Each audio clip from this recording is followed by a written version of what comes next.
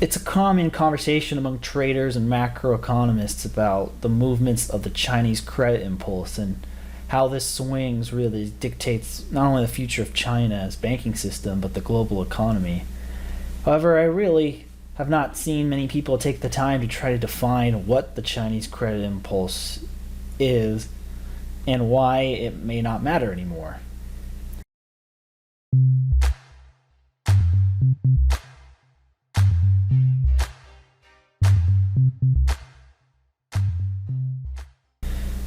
Alright, let's get started. When it comes to the Chinese credit impulse, it's actually pretty simple. It's an equation that calculates the growth in credit divided by the growth in GDP.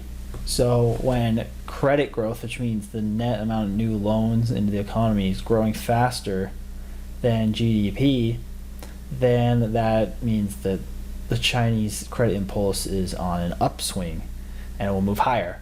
When the new lending is going at a pace slower than GDP growth, then the Chinese credit impulse will fall. The reason why economists care about this because it is heavily correlated to Chinese manufacturing and services PMIs, which are survey data showing the health of the manufacturing industry and the service economy in a given country's economy.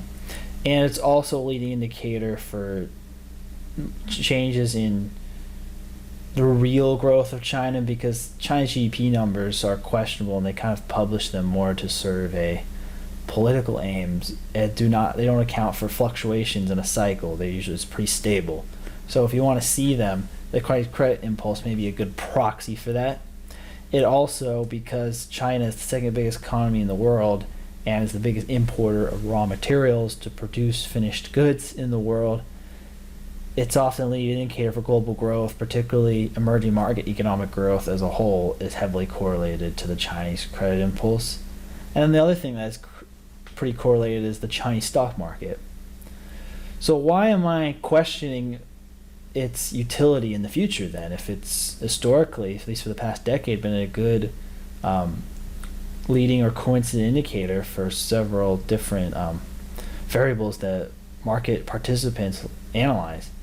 Well, it's because I think a lot of the reason I am more skeptical is because the main borrowers who are driving that new lending for the past decade have been property developers and or people getting mortgages for housing.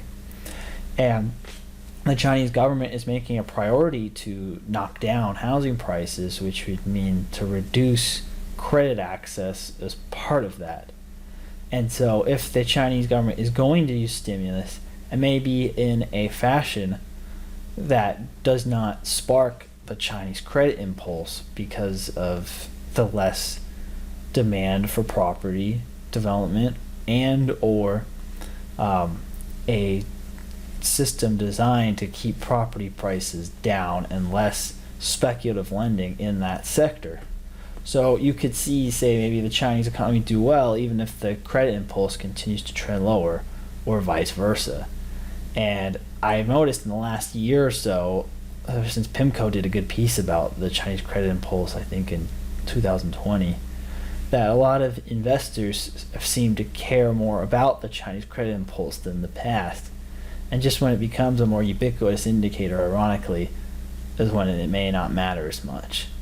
Let me know if you have any questions about this. I'll put a link to some notes of citations related to the research on the Chinese credit impulse and where you can find real-time data on it. And good luck out there in the market. Like and subscribe if you like this channel. And if you have any questions or comments or topic suggestions for future videos, please feel free to comment or email us at askafundmanager@gmail.com. Thank you.